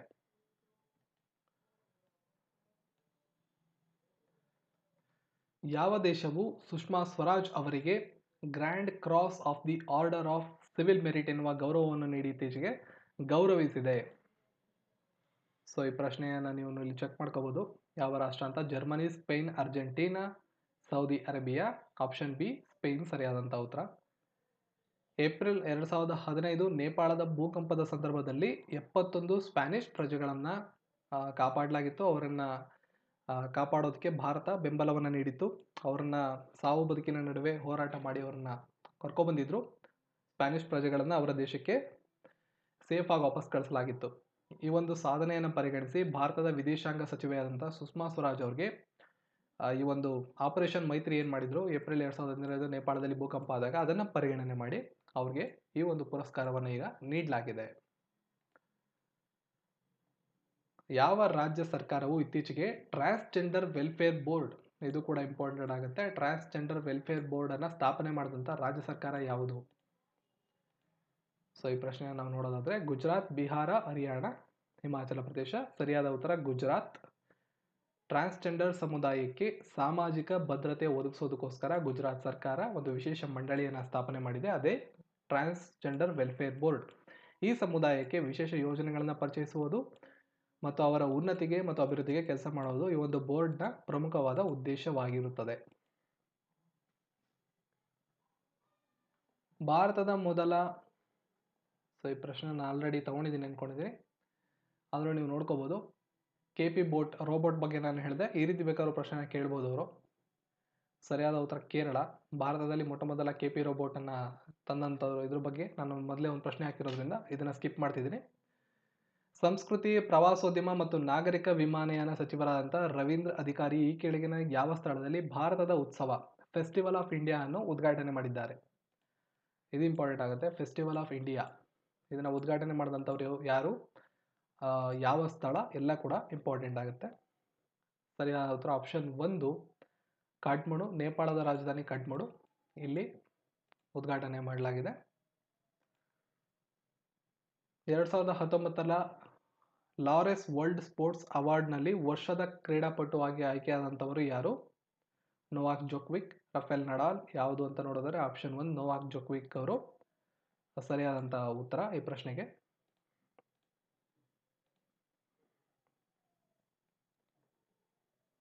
ಲಾರೆನ್ಸ್ ವರ್ಲ್ಡ್ ಸ್ಪೋರ್ಟ್ಸ್ ಪ್ರಶಸ್ತಿ ಕ್ರೀಡಾ ಜಗತ್ತಿನಲ್ಲಿ ವೈಯಕ್ತಿಕವಾಗಿ ಪುರುಷರ ಸಾಧನೆಗಳನ್ನು ಗೌರವಿಸಿ ನೀಡಲಾಗುವಂಥ ಒಂದು ವಾರ್ಷಿಕ ಗೌರವವಾಗಿದೆ. ಇದಕ್ಕೆ ಇವರು ಭಾಜನರಾಗಿದ್ದಾರೆ. ಮುಂದಿನ ಪ್ರಶ್ನೆ, ಸ್ಪರ್ಧಾತ್ಮಕ ಪರೀಕ್ಷೆಗಳಿಗೆ ಸಿದ್ಧಪಡಿಸಲು ಗ್ರಾಮೀಣ ವಿದ್ಯಾರ್ಥಿಗಳಿಗೆ ಯಾವ ರಾಜ್ಯ ಸರ್ಕಾರ ವರ್ಚುವಲ್ ಕಲಿಕೆ ಪೋರ್ಟಲ್ ಅನ್ನು ಇತ್ತೀಚೆಗೆ ಪ್ರಾರಂಭ ಮಾಡಿದೆ? ವರ್ಚುವಲ್ ಕಲಿಕಾ ಪೋರ್ಟಲ್ ಪ್ರಾರಂಭ ಮಾಡಿದಂಥ ರಾಜ್ಯ ಸರ್ಕಾರ. ಉದ್ದೇಶ ಗ್ರಾಮೀಣ ವಿದ್ಯಾರ್ಥಿಗಳಿಗೆ ಸ್ಪರ್ಧಾತ್ಮಕ ಪರೀಕ್ಷೆಗಳಿಗೆ ಉತ್ತೇಜನ ನೀಡುವುದಕ್ಕೆ. ಯಾವ ರಾಜ್ಯ ಸರ್ಕಾರ? ಆಪ್ಷನ್ಗಳನ್ನು ಒಂದ್ಸಲಿ ನೋಡಿ. ಸರಿಯಾದ ಉತ್ತರ ಆಪ್ಷನ್ ಸಿ ತಮಿಳುನಾಡು. ತಮಿಳುನಾಡಿನ ಮುಖ್ಯಮಂತ್ರಿಗಳಾದಂತಹ ಪಳನಿಸ್ವಾಮಿ ಅವರು ಸ್ಪರ್ಧಾತ್ಮಕ ಪರೀಕ್ಷೆಗಳಿಗೆ ತಯಾರಿ ನಡೆಸುತ್ತಿರುವ ಗ್ರಾಮೀಣ ವಿದ್ಯಾರ್ಥಿಗಳಿಗೆ ಮಾರ್ಗದರ್ಶನ ನೀಡಲು www.tamilnadu.careerservice.gov.in ಅನ್ನೋ ಒಂದು ವೆಬ್ ಪೋರ್ಟಲ್ನ ಪ್ರಾರಂಭ ಮಾಡಿದ್ದಾರೆ. ಇದಕ್ಕೆ 1.31 ಕೋಟಿ ರೂಪಾಯಿಗಳನ್ನು ಖರ್ಚು ಕೂಡ ಮಾಡಲಾಗಿದೆ. ಯೋಜನೆಗೆ ಮೀಸಲಿಟ್ಟು ಅದಕ್ಕೆ ಖರ್ಚು ಮಾಡಲಾಗಿದೆ. ರಾಜ್ಯ ಚಲನಚಿತ್ರ ನೀತಿ 2019 ಅಂಗೀಕರಿಸಿದಂಥ ರಾಜ್ಯ ಸರ್ಕಾರ ಯಾವುದು? ಸೊ ಇಲ್ಲಿ ಆಪ್ಷನ್ಗಳನ್ನು ನೀವು ನೋಡ್ಕೋಬಹುದು. ಸರಿಯಾದ ಉತ್ತರ ಒಡಿಶಾ, ಆಪ್ಷನ್ 1.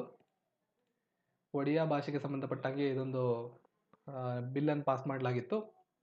ಒಡಿಯಾ ಚಲನಚಿತ್ರಗಳನ್ನು ಉತ್ತೇಜಿಸೋದಕ್ಕೆ ಮತ್ತು ಆ ಪ್ರದೇಶದಲ್ಲಿ ಚಲನಚಿತ್ರಗಳ ಉತ್ಪಾದನೆಗೆ ಅನುಕೂಲವಾದ ಪರಿಸರ ವ್ಯವಸ್ಥೆಯನ್ನು ರಚನೆ ಮಾಡೋದಕ್ಕೆ ಅಲ್ಲಿಯ ಮುಖ್ಯಮಂತ್ರಿ ನವೀನ್ ಪಟ್ನಾಯಕ್ ಅವರು ಅವರ ನೇತೃತ್ವದ ರಾಜ್ಯ cabinet Odisha state film policy 2019 ಅನುಮೋದನೆ ಮಾಡಿದ್ದಾರೆ.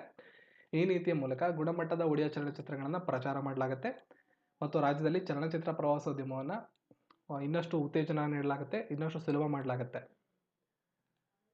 ಸೊ ಇದ್ರ ಬಗ್ಗೆನೂ ಕೂಡ ನೀವು ಇನ್ನಷ್ಟು ಮಾಹಿತಿಯನ್ನು ಕಲೆ ಹಾಕೊಳ್ಳಿ. ಇದು ಕೂಡ ನಿಮಗೆ ಇಂಪಾರ್ಟೆಂಟ್. ಮೊಹಮ್ಮದ್ ಬುಹಾರಿ ಅವರು ಯಾವ ರಾಷ್ಟ್ರದ ಅಧ್ಯಕ್ಷರಾಗಿ ಪುನರ್ ಆಯ್ಕೆಯಾಗಿದ್ದಾರೆ? ಸೊ ಆಪ್ಷನ್ಗಳನ್ನು ನೀವು ಇಲ್ಲಿ ನೋಡ್ಕೋಬಹುದು. ಆಪ್ಷನ್ ಸಿ ಸರಿಯಾದಂಥ ಉತ್ತರ. ನೈಜೀರಿಯಾದ ಅಧ್ಯಕ್ಷರಾಗಿ ಅವರು ಪುನಃ ಆಯ್ಕೆಯಾಗಿದ್ದಾರೆ. 2019 ಪಾಸ್ಪೋರ್ಟ್ ಸೂಚಿಯಲ್ಲಿ ಭಾರತದ ಪಾಸ್ಪೋರ್ಟ್ನ ಸ್ಥಾನವೇನು? ಸೊ ಆಪ್ಷನ್ 1 ಸರಿಯಾದಂಥ ಉತ್ತರ. 199 ರಾಷ್ಟ್ರಗಳ ಪಟ್ಟಿಯಲ್ಲಿ ಭಾರತ 67ನೇ ಸ್ಥಾನವನ್ನು ಪಡ್ಕೊಂಡಿದೆ. 3 ದಿನದ ಉತ್ಸವವಾದ words in the garden Mahatma ಗಾಂಧೀಜಿಯವರ ಜೀವನ ಮತ್ತು ಸಿದ್ಧಾಂತದ ಆಧಾರದ ಮೇಲೆ ಇತ್ತೀಚೆಗೆ ಎಲ್ಲಿ ನಡೆಯಿತು? ಇದು ಕೂಡ ಇಂಪಾರ್ಟೆಂಟ್ ಆಗುತ್ತೆ. ವರ್ಡ್ಸ್ ಇನ್ ದಿ ಗಾರ್ಡನ್ 3 ದಿನದ ಉತ್ಸವ ಎಲ್ಲಿ ನಡೆಯಿತು? ಸೊ ಆಪ್ಷನ್ಸ್ಗಳನ್ನು ನೀವು ಇಲ್ಲಿ ನೋಡ್ಕೋಬಹುದು. ಆಪ್ಷನ್ ಸಿ ಸರಿಯಾದಂಥ ಉತ್ತರ. ನವದೆಹಲಿಯಲ್ಲಿ ಇದು ನಡೆದಿದೆ. ಗಾಂಧೀಜಿಯವರ ಜೀವನ ಮತ್ತು ಅವರ ಸಿದ್ಧಾಂತದ ಆಧಾರದ ಮೇಲೆ ನಡೆದಂತಹ ಒಂದು ಇಂಡಿಯಾ ಇಂಟರ್ನ್ಯಾಷನಲ್ ಸೆಂಟರ್ ಅವರು ಇದನ್ನು ಆಯೋಜನೆ ಮಾಡಿದರು. ಈ ಒಂದು ಉತ್ಸವವನ್ನು ಆಯೋಜನೆ ಮಾಡಿದರು. ಮುಂದಿನ ಪ್ರಶ್ನೆ, ದಕ್ಷಿಣ ದೆಹಲಿಯ ಇಸ್ಕಾನ್ ದೇವಾಲಯದಲ್ಲಿ ವಿಶ್ವದ ಅತಿ ದೊಡ್ಡ ಭಗವದ್ಗೀತೆಯನ್ನು ಪ್ರಧಾನಿ ಮೋದಿ ಅವರು ಉದ್ಘಾಟನೆ ಮಾಡಿದ್ದಾರೆ. ಇದರ ತೂಕ ಎಷ್ಟು? ಈ ರೀತಿಯಾಗಿ ಒಂದು ವಿಶ್ವ ದಾಖಲೆಯನ್ನು ಬರೆದಂಥ ಸಂದರ್ಭದಲ್ಲಿ ಅದರ ಬಗ್ಗೆ ಸಂಪೂರ್ಣ ಮಾಹಿತಿಯನ್ನು ನೀವು ಕಲೆ ಹಾಕಬೇಕು. ಇದ್ರ ಬಗ್ಗೆನೂ ಕೂಡ ಮಾಹಿತಿ ಕಲೆ ಹಾಕಿ, ಬಹಳ ಇಂಪಾರ್ಟೆಂಟ್ ಆಗುತ್ತೆ ಮುಂಬರುವ ದಿನಗಳಲ್ಲಿ. ವಿಶ್ವದ ಅತಿ ದೊಡ್ಡ ಬೈಬಲನ್ನು ದೆಹಲಿಯಲ್ಲಿ ಉದ್ಘಾಟನೆ ಮಾಡಲಾಗಿದೆ, ದಕ್ಷಿಣ ದೆಹಲಿಯಲ್ಲಿ. ಅದರ ತೂಕ 800 kgಗಳು. 670 ಪುಟಗಳನ್ನು ಇದು ಹೊಂದಿದೆ. ದಕ್ಷಿಣ ದಿಲ್ಲಿಯ ಕೈಲಾಸಪುರ್ವದ ಇಸ್ಕಾನ್ ದೇವಾಲಯದಲ್ಲಿ ವಿಶ್ವದ ಅತಿ ದೊಡ್ಡ ಭಗವದ್ಗೀತೆ ಪುಸ್ತಕವನ್ನು ಲಾಂಚ್ ಮಾಡಲಾಯಿತು. 800 kg ತೂಕ, 670 ಪುಟಗಳು, 2.8 ಮೀಟರ್ ಎತ್ತರ, 2 ಮೀಟರ್ ಅಗಲ. ಮದ್ಯ ಸಾಗಣೆಯನ್ನು ಪತ್ತೆ ಹಚ್ಚಲು ವಿಶೇಷ ನಾಯಿಯ ತಂಡವನ್ನು ಸಿದ್ಧಪಡಿಸಿದಂಥ ಭಾರತದ ಮೊದಲ ರಾಜ್ಯ ಯಾವುದು? ಇದು ಕೂಡ ಇಂಪಾರ್ಟೆಂಟ್ ಆದಂಥ ಪ್ರಶ್ನೆ ಆಗುತ್ತೆ. ಸೊ ಈ ಪ್ರಶ್ನೆಗೆ ಸರಿಯಾದಂಥ ಉತ್ತರ ಆಪ್ಷನ್ ಸಿ, ಬಿಹಾರ. ಮದ್ಯ ಸಾಗಣೆಯನ್ನು ಪತ್ತೆ ಹಚ್ಚೋದಕ್ಕೆ ನಾಯಿ ತಂಡವನ್ನು, ವಿಶೇಷವಾದಂಥ ನಾಯಿ ಡಾಗ್ ಸ್ಕ್ವಾಡನ್ನು ತಯಾರು ಮಾಡಿದಂಥ ಮೊಟ್ಟ ಮೊದಲ ರಾಜ್ಯ ಸರ್ಕಾರ ಬಿಹಾರ ಆಗಿದೆ. ಮೊಟ್ಟ ಮೊದಲ ರಾಜ್ಯ ಬಿಹಾರ. ಹೈದರಾಬಾದ್ನಲ್ಲಿ ಇಂಟಿಗ್ರೇಟೆಡ್ ಇಂಟೆಲಿಜೆನ್ಸ್ ಟ್ರೈನಿಂಗ್ ಅಕಾಡೆಮಿ ಅಂತ ಇದೆ. ಅಲ್ಲಿ ಟ್ರೈನಿಂಗನ್ನು ಪಡ್ಕೊಳ್ತಕ್ಕಂಥ ನಾಯಿಗಳನ್ನು ಬಿಹಾರ ಪೊಲೀಸರಿಗೆ ನಂತರ ತಮ್ಮ ಸುಪರ್ದಿಗೆ ಪಡ್ಕೋತಾರೆ. ಈ ಒಂದು ಅಕಾಡೆಮಿಯಲ್ಲಿ 9 ತಿಂಗಳ ಕಾಲ ಆ ನಾಯಿಗೆ ತರಬೇತಿಯನ್ನು ಕೊಟ್ಟು ನಂತರ ಅವರಿಗೆ ನೀಡಲಾಗುತ್ತೆ. ರಾಷ್ಟ್ರೀಯ ವಿಜ್ಞಾನ ದಿನವನ್ನು ಎಂದು ಆಚರಿಸಲಾಗುತ್ತದೆ? 28 ಫೆಬ್ರವರಿ ಎಂದು ರಾಷ್ಟ್ರೀಯ ವಿಜ್ಞಾನ ದಿನವನ್ನು ಆಚರಣೆ ಮಾಡಲಾಗುತ್ತೆ. ರಾಷ್ಟ್ರೀಯ ವಿಜ್ಞಾನ ದಿನವನ್ನು ಭಾರತದಾದ್ಯಂತ 28 ಫೆಬ್ರವರಿ ಎಂದು ಆಚರಣೆ ಮಾಡಲಾಗುತ್ತೆ. ಪ್ರಖ್ಯಾತ ಭಾರತೀಯ ವಿಜ್ಞಾನಿ ಸರ್ ವೆಂಕಟರಾಮನ್ ಅಥವಾ ಸಿ ವಿ ರಾಮನ್ ಅವರು ರಾಮನ್ ಪರಿಣಾಮವನ್ನು 1928ರಲ್ಲಿ ಕಂಡುಹಿಡಿದ್ರು. ಅವರ ಸಂಶೋಧನೆಗೆ 1930ರಲ್ಲಿ ಭೌತಶಾಸ್ತ್ರ ವಿಭಾಗದಲ್ಲಿ ನೊಬೆಲ್ ಪುರಸ್ಕಾರ ಅವರಿಗೆ ಸಿಕ್ಕಿತ್ತು. ಈ ಆವಿಷ್ಕಾರವನ್ನು ಮತ್ತು ವಿಜ್ಞಾನಿ ಇಬ್ಬರನ್ನು ಕೂಡ ನೆನಪಿಸ್ಕೊಳ್ಳೋ ಉದ್ದೇಶದಿಂದ 1987 ಫೆಬ್ರವರಿ 28ರಿಂದ ಈ ದಿನವನ್ನು ಆಚರಣೆ ಮಾಡ್ಕೊಂಡು ಬರಲಾಗ್ತಾ ಇದೆ. ಪ್ರತಿ ವರ್ಷ ಕೂಡ ಒಂದೊಂದು ಥೀಮ್ ಇರುತ್ತೆ ಆಚರಣೆಗೆ. ಹಾಗೆಯೇ ಈ ವರ್ಷ ಕೂಡ ಒಂದು ಥೀಮ್ ಇದೆ, science for people and people for science. ನೋಡಿ, ಮುಂಬರುವ KPSC ಪರೀಕ್ಷೆಗಳಲ್ಲಿ ಇದು ಕೂಡ ನಿಮಗೆ ಬರಬಹುದು. Science for people, people for science. ರಾಷ್ಟ್ರೀಯ ವಿಜ್ಞಾನ ದಿನವನ್ನು ಯಾಕೆ ಆಚರಣೆ ಮಾಡ್ತೀವಿ, ಯಾವಾಗ ಆಚರಣೆ ಮಾಡ್ತೀವಿ, ಯಾವಾಗಿಂದ ಆಚರಣೆ ಮಾಡ್ತೀವಿ, ಥೀಮ್ ಏನು, ಹೋದ ವರ್ಷದ್ದೇನು, ಈ ವರ್ಷದ್ದೇನು, ಇಷ್ಟು ನಿಮಗೆ ತಿಳಿದಿರಬೇಕು. ರಾಜ್ಯ ಸರ್ಕಾರ ನೌಕರರ ಪೋಷಕರನ್ನು ರಕ್ಷಿಸಲು ಪ್ರಣಮ್ ಅಂದ್ರೆ ಏನು ಅಂತ ನಾವು ಇಲ್ಲಿ ಕೊಟ್ಟಿದ್ದೀವಿ, ನೋಡ್ಕೊಳ್ಳಿ. Parents responsibility and norms for accountability and monitoring. ಇದನ್ನೇ ಬೇಕಾದ್ರೆ ಕೇಳ್ಬೋದು. ಪ್ರಣಮ್ ಅನ್ನೋದು ಯಾವುದಕ್ಕೆ ಸಂಬಂಧಪಟ್ಟಿದೆ ಅಂತ ಕೆಲವೊಂದು KPSC ಪರೀಕ್ಷೆಗಳಲ್ಲಿ ಈ ಥರ ವರ್ಡ್ಸ್ಗಳನ್ನ ಕೊಟ್ಬಿಡ್ತಾರೆ. ಇದು ಯಾವುದಕ್ಕೆ ಸಂಬಂಧಪಟ್ಟಿದೆ, ಇತ್ತೀಚೆಗೆ ಸುದ್ದಿಯಲ್ಲಿದ್ದಂಥ ಈ ಪದ ಯಾವುದಕ್ಕೆ ಸಂಬಂಧಪಟ್ಟಿದೆ ಅಂತ ಕೇಳ್ತಾರೆ. ಅದೇ ರೀತಿ ಇಲ್ಲಿ ನಾನು ಕ್ಲಿಯರ್ ಆಗಿ ಕೊಟ್ಟಿದ್ದೀನಿ. ರಾಜ್ಯ ಸರ್ಕಾರ ನೌಕರರ ಪೋಷಕರನ್ನು ರಕ್ಷಣೆ ಮಾಡೋದಕ್ಕೆ ಪ್ರಣಮ್ ಯೋಜನೆಯನ್ನು ಪ್ರಾರಂಭ ಮಾಡಿದೆ. ಯಾವ ರಾಜ್ಯ ಸರ್ಕಾರ ಅಂತ ಕೇಳಿದ್ದಾರೆ. Uttar Pradesh, Bihar, Assam, Tamil Nadu. So option C, Assam. Assam ಅಂದ ತಕ್ಷಣ ನೀವು ತಿಳ್ಕೊಬೇಕಾಗಿರೋದು ಅಲ್ಲಿಯ ಮುಖ್ಯಮಂತ್ರಿಗಳು, ಗವರ್ನರ್, ರಾಜಧಾನಿ ಮೂರನ್ನು ಕೂಡ ನೀವು ತಿಳ್ಕೋಬೇಕು. ಅಸ್ಸಾಂನ ಮುಖ್ಯಮಂತ್ರಿಗಳು ಸರ್ಬಾನಂದ ಸೋನೆವಾಲ್ ಅವರು ಈ ಪ್ರಣಮ್ ಆಯೋಗವನ್ನು ಪ್ರಾರಂಭ ಮಾಡಿದ್ದಾರೆ. ಇದು ರಾಜ್ಯ ಸರ್ಕಾರ ನೌಕರರು ಪೋಷಕರಿಗೆ ರಕ್ಷಣೆ ನೀಡುವಂಥ ಒಂದು ಮಸೂದೆಯನ್ನು ತರಲಾಗಿದೆ. ಪೋಷಕರ ಜವಾಬ್ದಾರಿ, ಅಕೌಂಟಬಿಲಿಟಿ, ಮಾನಿಟರಿಂಗನ್ನು ಈ ಮಸೂದೆ ಮೂಲಕ ಮಾಡಲಾಗುತ್ತೆ. ಸರ್ಕಾರಿ ನೌಕರರು ಅವರ ಪೋಷಕರನ್ನು ರಕ್ಷಣೆ ಮಾಡಬೇಕು ಅನ್ನೋದು ಈ ಒಂದು ಆಯೋಗದ ಪ್ರಮುಖ ಉದ್ದೇಶ ಆಗಿದೆ. ಏಷ್ಯಾದ ಅತಿದೊಡ್ಡ ಜೈವಿಕ ತಂತ್ರಜ್ಞಾನ ಮತ್ತು ಜೀವವಿಜ್ಞಾನದ ಫೋರಂ ಬಯೋ ಏಷ್ಯಾ 2019 ಎಲ್ಲಿ ನಡೆಯಿತು? ಸೊ ಈ ಪ್ರಶ್ನೆಗೆ ಸರಿಯಾದಂಥ ಉತ್ತರ ಆಪ್ಷನ್ ಡಿ, ಹೈದರಾಬಾದಲ್ಲಿ ಇದು ನಡೆದಿದೆ. 16ನೇ ಆವೃತ್ತಿ ತೆಲಂಗಾಣದ ಹೈದರಾಬಾದಲ್ಲಿ ಇದು ನಡೆದಿದೆ. ಇದನ್ನು ತೆಲಂಗಾಣದ ಗವರ್ನರ್ ಆದಂಥ ನರಸಿಂಹನ್, ESL ನರಸಿಂಹನ್ ಅವರು ಉದ್ಘಾಟನೆ ಕೂಡ ಮಾಡಿದ್ದಾರೆ. ಪ್ರಶ್ನೆ 49, ಯಾವ ರಾಜ್ಯ ಸರ್ಕಾರ ಝೀರೋ ಫ್ಯಾಟಾಲಿಟಿ ಕಾರಿಡಾರ್ ಅನ್ನು ಇತ್ತೀಚೆಗೆ ಪ್ರಾರಂಭ ಮಾಡಿದೆ? ಸೊ ದೆಹಲಿ ಸರ್ಕಾರ, ಅಲ್ಲಿಯ ಮುಖ್ಯಮಂತ್ರಿಗಳು ಅರವಿಂದ್ ಕೇಜ್ರಿವಾಲ್ ಅವರು ಝೀರೋ ಫ್ಯಾಟಾಲಿಟಿ ಕಾರಿಡಾರ್ ಅನ್ನು ಪ್ರಾರಂಭ ಮಾಡಿದ್ದಾರೆ. ಇದರ ಉದ್ದೇಶ ಎಲ್ಲವನ್ನು ನೀವು ಒಂದ್ಸತಿ ಓದ್ಕೋಬಹುದು. 2018-19 RBIನ 6ನೇ ದ್ವೈಮಾಸಿಕ ವಿತ್ತೀಯ ನೀತಿಯ ಪ್ರಕಾರ ಪ್ರಸ್ತುತವಾಗಿರ್ತಕ್ಕಂಥ ರೆಪೋ ದರ ಎಷ್ಟು ಅಂತ ಕೇಳಿದ್ದಾರೆ. ಸೊ ಅದರ ಮಾಹಿತಿಯನ್ನು ನಾವಿಲ್ಲಿ ನೋಡ್ಕೊಳ್ಳೋಣ. ಆಪ್ಷನ್ಗಳನ್ನ ನೋಡ್ಕೊಂಡಿದ್ದೀರಾ. RBIನ ಗವರ್ನರ್ ಶಕ್ತಿಕಾಂತ್ ದಾಸ್ ಅವರು. RBIನ ಇಂದಿನ ಗವರ್ನರ್ ಯಾರು, ಈಗಿರತಕ್ಕಂಥ ಗವರ್ನರ್ ಎಷ್ಟನೇ ಸಂಖ್ಯೆಯವರು ಅದನ್ನು ಕೂಡ ತಿಳ್ಕೊಳ್ಳಿ. RBI ಸ್ಥಾಪನೆ ಆಗಿದ್ದು ಯಾವಾಗ ಅದನ್ನು ಕೂಡ ನೀವು ಸ್ವಲ್ಪ ನೋಡ್ಕೋಬೇಕಾಗತ್ತೆ. RBI ಗವರ್ನರ್ ಆದಂಥ ಶಕ್ತಿಕಾಂತ್ ದಾಸ್ ಅವರ ನೇತೃತ್ವದ 6 ಸದಸ್ಯರ ಹಣಕಾಸು ನೀತಿ ಸಮಿತಿ 18-19ನೇ ಸಾಲಿನ 6ನೇ 2 ತಿಂಗಳ ಮಾಸಿಕ ನೀತಿ ಪ್ರಕಟಣೆ ಮಾಡಿದೆ. ಇದರ ಪ್ರಕಾರ 25 ಆಧಾರದ ಅಂಕಗಳನ್ನು ಮಾಡಿಕೊಂಡಿದೆ. ಅದರ ಪ್ರಕಾರ ಇಲ್ಲಿ ಇಂಪಾರ್ಟೆಂಟ್ ಆಗೋದು ರಿವರ್ಸ್ ರೆಪೋ ದರ 6% ಮತ್ತು ಮಾರ್ಜಿನಲ್ ಸ್ಟ್ಯಾಂಡಿಂಗ್ ಫೆಸಿಲಿಟಿ 6.5%.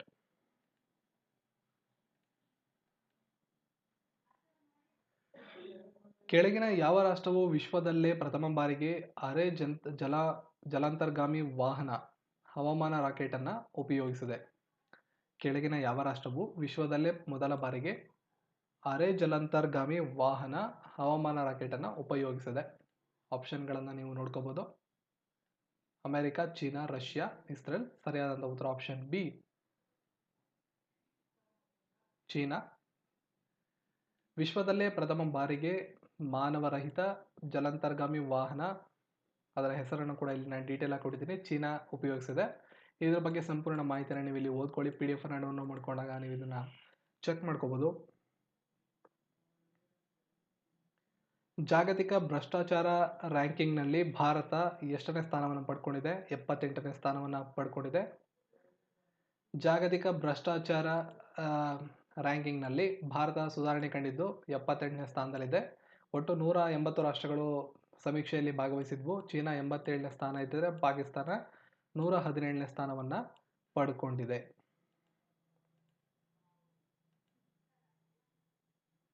ವಿಶ್ವ ಪಾರಂಪರಿಕ ಕೇಂದ್ರ ಈ ಕೆಳಗಿನ ಯಾವ ಸ್ಥಳದಲ್ಲಿ ಸ್ಥಾಪಿಸಲು ನಿರ್ಧರಿಸಲಾಗಿದೆ?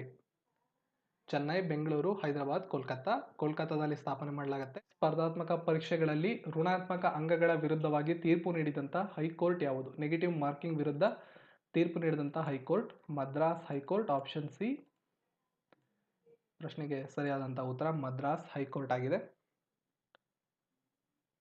IIT ಮುಂತಾದ ಸ್ಪರ್ಧಾತ್ಮಕ ಪ್ರವೇಶ ಪರೀಕ್ಷೆಗಳಲ್ಲಿ ನೆಗೆಟಿವ್ ಮಾರ್ಕಿಂಗ್ನಿಂದ ಭಾರಿ ಸಂಖ್ಯೆಯ ಅಭ್ಯರ್ಥಿಗಳು ಅರ್ಹತೆಯನ್ನು ಪಡೆಯೋದರಲ್ಲಿ ವಿಫಲರಾಗ್ತಾ ಇದ್ದಾರೆ. ಈ ಒಂದು ಕಾರಣದಿಂದ ನೆಗೆಟಿವ್ ಮಾರ್ಕಿಂಗ್ ಪದ್ಧತಿಯನ್ನು ಕೈ ಬಿಡಬೇಕು ಅಂತ ಮದ್ರಾಸ್ ಹೈಕೋರ್ಟ್ ತೀರ್ಪನ್ನು ನೀಡಿದೆ. ಇದರ ಬಗ್ಗೆನೂ ಕೂಡ ನೀವು ಹೆಚ್ಚಿನ ಮಾಹಿತಿಯನ್ನು ಒಂದ್ಸಲ ಕಲೆಕ್ಟ್ ಮಾಡಿ.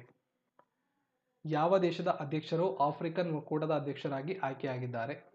ಆಪ್ಷನ್ ಬಿ, ಈಜಿಪ್ಟ್ ದೇಶದ ಅಧ್ಯಕ್ಷರು ಆಫ್ರಿಕನ್ ಒಕ್ಕೂಟದ ಅಧ್ಯಕ್ಷರಾಗಿ ಆಯ್ಕೆಯಾಗಿದ್ದಾರೆ. ಇದ್ರ ಬಗ್ಗೆನೂ ಕೂಡ ಡೀಟೇಲ್ಸ್ ಅನ್ನು ನೀವು ಓದ್ಕೋಬಹುದು. ಡಿಸ್ಕ್ರಿಪ್ಷನಲ್ಲಿ ನಿಮಗೆ PDF ಸಿಗುತ್ತೆ.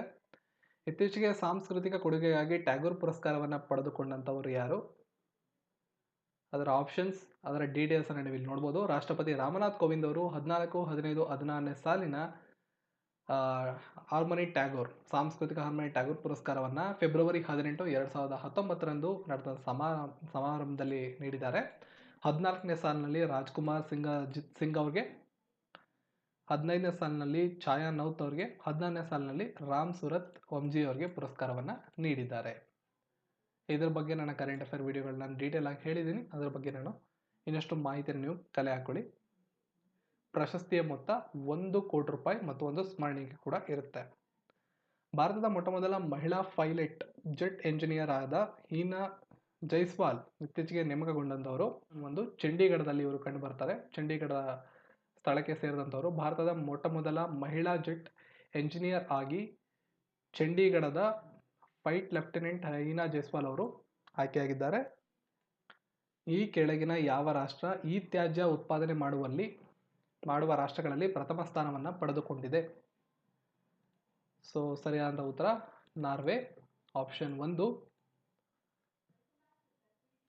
ಅದರ ಬಗ್ಗೆ ನಾನು ಡೀಟೇಲ್ಸ್, ವಿಶ್ವದಲ್ಲೇ ದೊಡ್ಡ ಪ್ರಮಾಣದ ಈ ತ್ಯಾಜ್ಯ ಉತ್ಪಾದನೆ ಆಗುವುದು ನಾರ್ವೆಯಲ್ಲಿ. ಈ ಒಂದು ಪಟ್ಟಿಯಲ್ಲಿ ನಾರ್ವೆ ಮೊದಲನೇ ಸ್ಥಾನವನ್ನು ಪಡ್ಕೊಂಡಿದೆ. ಅತಿ ಕಡಿಮೆ ಈ ತ್ಯಾಜ್ಯವನ್ನು ಉತ್ಪಾದನೆ ಮಾಡುವ ರಾಷ್ಟ್ರಗಳಲ್ಲಿ ನೈಜೀರಿಯಾ ಪ್ರಥಮ ಸ್ಥಾನವನ್ನು ಪಡ್ಕೊಂಡಿದೆ. ರಾಷ್ಟ್ರೀಯ ಸ್ನೂಕರ್ ಚಾಂಪಿಯನ್ಶಿಪ್ ಕೆಳಗಿನ ಯಾವ ಸ್ಥಳದಲ್ಲಿ ನಡೆಯಿತು? ಆಪ್ಷನ್ 4 ಇಂದೋರಲ್ಲಿ ಇದು ನಡೆದಿದೆ. ಇದ್ರ ಬಗ್ಗೆ ಕೂಡ ಅಡಿಷನಲ್ ಡೀಟೇಲ್ಸನ್ನು ನೀವು ಕಲೆಕ್ಟ್ ಮಾಡಿ. ಇಲ್ಲೂ ಕೂಡ ನಾನು ಕೊಟ್ಟಿದ್ದೇನೆ. ಇದರ ಬಗ್ಗೆ ಡೀಟೇಲ್ಸ್ ಅನ್ನು ನೋಡ್ಕೋಬಹುದು. ಮಧ್ಯಪ್ರದೇಶದ ಇಂದೋರಲ್ಲಿ ಅದು ನಡೆದಿದೆ. ಈ ಕೆಳಗಿನ ಯಾವ ರಾಜ್ಯ ಹೆಚ್ಚು GI ಟ್ಯಾಗ್ ಹೊಂದಿರುವ ರಾಜ್ಯವಾಗಿದೆ? ಸರಿಯಾದಂತಹ ಉತ್ತರ option C, Karnataka. Geographical indication ಅಂತ ಕರಿತೀವಿ, GI ಅಂತ. GI ಎನ್ನುವುದು ಆಯಾ ಭೌಗೋಳಿಕ ವಿಶೇಷತೆಗಳನ್ನು ಹೊಂದಿರುವ ನಿಗದಿ ಉತ್ಪನ್ನಗಳಿಗೆ ನೀಡುವ ಟ್ಯಾಗ್ ಆಗಿದೆ. ಭಾರತ ಸರ್ಕಾರ ಇದನ್ನು ನೀಡುತ್ತೆ. 2018 ಅಕ್ಟೋಬರ್ವರೆಗೆ ಕರ್ನಾಟಕ ಅತಿ ಹೆಚ್ಚು GI ಟ್ಯಾಗ್ಗಳನ್ನು ಪಡೆದುಕೊಂಡು ಮೊದಲನೇ ಸ್ಥಾನದಲ್ಲಿ ಇದು ಕರ್ನಾಟಕ ಕಂಡು ಬರುತ್ತೆ. ಇನ್ನು ತಿಂಗಳ ಪ್ರಮುಖ ದಿನಾಂಕಗಳು ಅಂದರೆ ಭಾರತೀಯ ಕೋಸ್ಟ್ ಗಾರ್ಡ್ ದಿನ, ಭಾರತೀಯ ಕರಾವಳಿ ರಕ್ಷಣಾ ಪಡೆಯ ದಿನವನ್ನು ಫೆಬ್ರವರಿ 1ರಂದು ಪ್ರತಿ ವರ್ಷ ಆಚರಣೆ ಮಾಡಲಾಗುತ್ತೆ. ಸೊ ಅದರ ಬಗ್ಗೆ ಒಂದಿಷ್ಟು ಡೀಟೇಲ್ಸನ್ನು ನೀವು ಕಲೆಕ್ಟ್ ಮಾಡಿದ್ರೆ ವಾಸಿ. ಇನ್ನು ವಿಶ್ವ ಜೋಗು ಭೂಮಿ ದಿನ ಪ್ರತಿ ವರ್ಷ ಫೆಬ್ರವರಿ 2ರಂದು ಇದರ ಆಚರಣೆ ಮಾಡಲಾಗುತ್ತೆ. 1971ರಂದು ಜೋಗು ಪ್ರದೇಶವನ್ನು ಅಳವಡಿಸಿಕೊಳ್ಳಲು ಸಮಾವೇಶ ಮಾಡಲಾಯಿತು. ಜೋಗು ಭೂಮಿಗಳನ್ನು ಸಾಂಪ್ರದಾಯಿಕವಾಗಿ ಅಳವಡಿಸಿಕೊಳ್ಳುವ ಉದ್ದೇಶದಿಂದ ಈ ದಿನವನ್ನು ಆಚರಣೆ ಮಾಡಲಾಗುತ್ತೆ. ಭೂಮಿಯ ಬಗ್ಗೆ ಜಾಗೃತಿ ಮೂಡಿಸುವ ಉದ್ದೇಶದಿಂದ 1992ರಿಂದ ಪ್ರಥಮ ಬಾರಿಗೆ ಈ ದಿನವನ್ನು ಆಚರಣೆ ಮಾಡಲಾಗಿತ್ತು. ವಿಶ್ವ ಜೌಗು ದಿನ, ಇದರ ಬಗ್ಗೆನೂ ಕೂಡ ತಿಳ್ಕೊಳ್ಳಿ. ಇನ್ನು ವಿಶ್ವ ಕ್ಯಾನ್ಸರ್ ದಿನ, ಫೆಬ್ರವರಿಯ ಪ್ರಮುಖವಾದಂಥ ದಿನಗಳಲ್ಲಿ ವಿಶ್ವ ಕ್ಯಾನ್ಸರ್ ದಿನ. ಅಮೆರಿಕಾದ union for international cancer control ಸಂಸ್ಥೆ ಪ್ರತಿ ವರ್ಷ ವಿಶ್ವ ಕ್ಯಾನ್ಸರ್ ದಿನವನ್ನು ಆಚರಣೆ ಮಾಡಲಾಗುತ್ತೆ. ಕ್ಯಾನ್ಸರ್ ರೋಗಕ್ಕೆ ಜಾಗತಿಕ ಆರೋಗ್ಯ ಪ್ರಾಮುಖ್ಯತೆ ನೀಡುವ ಉದ್ದೇಶದಿಂದ ಈ ದಿನವನ್ನು ಆಚರಣೆ ಮಾಡಲಾಗುತ್ತದೆ. ವಿಶ್ವ ಸಾಮಾಜಿಕ ನ್ಯಾಯದ ದಿನ, ಸೋಷಿಯಲ್ ಜಸ್ಟಿಸ್ ಡೇ.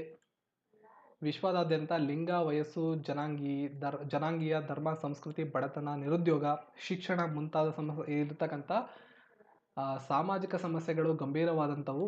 ಇಂಥ ಸಮಸ್ಯೆಗಳನ್ನು ತೊಡೆದು ಹಾಕುವ ಪ್ರಯತ್ನವನ್ನು ಪ್ರೋತ್ಸಾಹಿಸೋದಕ್ಕೆ, ಸಾಮಾಜಿಕ ಅಸಮಾನತೆಯನ್ನು ಹೋಗಲಾಡಿಸೋದಕ್ಕೆ, ಅದರ ಬಗ್ಗೆ ಸಾರ್ವಜನಿಕರಲ್ಲಿ ಅರಿವು ಮೂಡಿಸೋ ಉದ್ದೇಶದಿಂದ ಫೆಬ್ರವರಿ 20ರಂದು ವಿಶ್ವ ಸಾಮಾಜಿಕ ನ್ಯಾಯ ದಿನವನ್ನು ಪ್ರತಿ ವರ್ಷ ಆಚರಣೆ ಮಾಡಲಾಗುತ್ತೆ.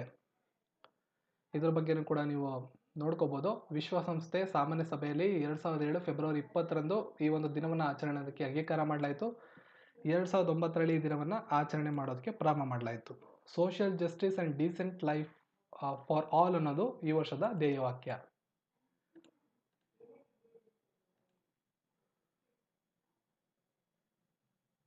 ಅರುಣಾಚಲ ಪ್ರದೇಶ ಮತ್ತು ಮಿಜೋರಾಂ ರಾಜ್ಯಗಳ ದಿನಾಚರಣೆ. ಭಾರತದ ಈಶಾನ್ಯ ರಾಜ್ಯಗಳಾದಂಥ ಅರುಣಾಚಲ ಪ್ರದೇಶ ಮತ್ತು ಮಿಜೋರಾಂ ಪ್ರತ್ಯೇಕ ರಾಜ್ಯಗಳಾಗಿ ಸ್ಥಾಪನೆಯಾಗಿದ್ದು ಫೆಬ್ರವರಿ 20ರಂದು. ಅದರಿಂದ ಅದನ್ನು ಕೂಡ ಇಲ್ಲಿ ನೀಡಿದ್ದೇನೆ. 1987ರಂದು 2 ರಾಜ್ಯಗಳು ರಚನೆ ಆದವು. ಅದನ್ನು ಫೆಬ್ರವರಿ 20ರಂದು ಆಚರಣೆ ಮಾಡ್ತೀವಿ. ಇನ್ನು ವಿಶ್ವ ಮಾತೃಭಾಷಾ ದಿನ ಫೆಬ್ರವರಿ 21ರಂದೇ ಆಚರಣೆ ಮಾಡ್ತೀವಿ. ಇದ್ರ ಬಗ್ಗೆ ನಾನು ಮೇಲ್ಗಡೆ ಹೇಳಿರೋದ್ರಿಂದ ಮತ್ತೆ ಹೇಳಕ್ಕೆ ಹೋಗ್ತಿಲ್ಲ. 1999ರಲ್ಲಿ ಮೊದಲನೇ ಬಾರಿಗೆ ಯುನೆಸ್ಕೋ ಇದನ್ನು ಘೋಷಣೆ ಮಾಡಿದೆ. 2008ರಲ್ಲಿ ವಿಶ್ವ ಭಾಷೆಗಳ ವರ್ಷ ಅಂತ ಕೂಡ ಆಚರಣೆ ಮಾಡಲಾಗಿದೆ ವಿಶ್ವಸಂಸ್ಥೆ. 2000 ಇಸ್ವಿಯಿಂದ ಪ್ರತಿ ವರ್ಷ ವಿಶ್ವ ಮಾತೃಭಾಷಾ ದಿನವನ್ನು ಆಚರಣೆ ಮಾಡಿಕೊಂಡು ಬರಲಾಗ್ತಾ ಇದೆ. ಇನ್ನು ಕೊನೆಯದಾಗಿ ರಾಷ್ಟ್ರೀಯ ವಿಜ್ಞಾನ ದಿನ. ನಾನು ಮೇಲ್ಗಡೆ ನಿಮಗೆ ಡೀಟೇಲ್ ಆಗಿ ಹೇಳಿರೋದ್ರಿಂದ ಮತ್ತೆ ಇದ್ರ ಬಗ್ಗೆ ಹೇಳಕ್ಕೆ ಹೋಗ್ತಾ ಇಲ್ಲ. ಸೊ ಈ ಮಾಹಿತಿಗಳು ನಿಮ್ಗೆ ಇಷ್ಟ ಆಗಿದ್ರೆ ವಿಡಿಯೋವನ್ನು ಲೈಕ್ ಮಾಡಿ, ನಿಮ್ಮ ಸ್ನೇಹಿತರ ಜೊತೆ ಶೇರ್ ಮಾಡಿ, ಜೊತೆಗೆ ನಮ್ಮ SPK ಕನ್ನಡ ಸಬ್ಸ್ಕ್ರೈಬ್ ಮಾಡ್ಕೊಳ್ಳಿ, ಜೊತೆಗೆ ಬೆಲ್ ಐಕನ್ನ ಕೂಡ ಆನ್ ಮಾಡ್ಕೊಳ್ಳಿ.